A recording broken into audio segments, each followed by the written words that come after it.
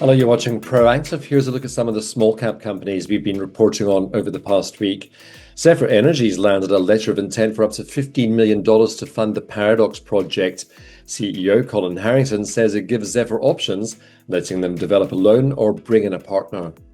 This allows us to go independently and allows us a backstop, which means that we can choose whether to develop this on our own or with a larger partner, and we'll do whatever is best for shareholder value as that process. Critical Mineral Resources says new drilling at Agadir Melloul in Morocco confirms the copper system keeps going. CEO Charlie Long says the internal resource estimate already sits at around 25,000 tonnes. We know we've got a resource already, and we also know that the ultimate size of the resource is going to grow over time. It's just a matter of drilling and how much of the project is mineralized above a certain cutoff. Tooru is seeing strong momentum for its OAF and Pulsin brands, with new listings across territories including Benelux, alongside partners such as Holland and Barrett and TK Maxx. CEO Scott Livingston says repeat buying is the secret to building a brand. Our main big pillars, if you like, that we're looking towards now is obviously other larger grocers, number of stores growth, which obviously naturally comes when your units per store per week are strong enough.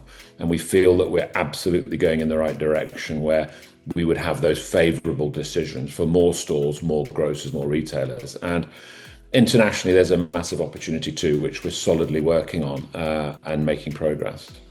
Quantum Blockchain expects a US patent decision on its ASIC UltraBoost technology within 4 to 6 weeks. CEO Francesco Gardin says the tech could cut energy use by up to 5%.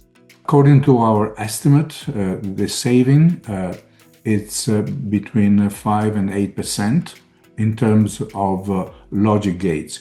In terms of energy, which is measured in joules per terahash, is between 2 and 5%.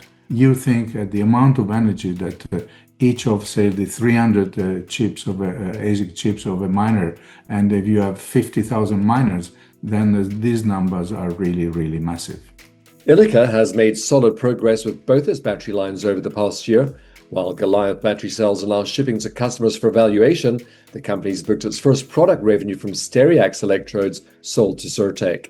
You look at our accounts for the year that's just finished, we recognised about £100,000. So, an early marker of what's to come. And of course, we're able to grow on that revenue. And then we'll also get a second layer of revenue on top of that, which is actually the product royalty.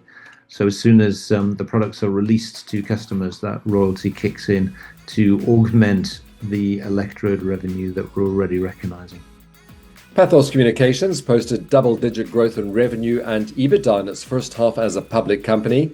CEO Omar Hamdi says they're investing carefully in AI, with $1 million in deferred income and more cash available to fund growth. So we're in very strong shape. We have got $6 million burning a hole in our pocket, and we are continually looking at organic and inorganic ways to invest that for very aggressive but also sustainable growth. And there are a lot of opportunities out there. Follow us and subscribe on YouTube, our social channels, and on proactiveinvestors.co.uk.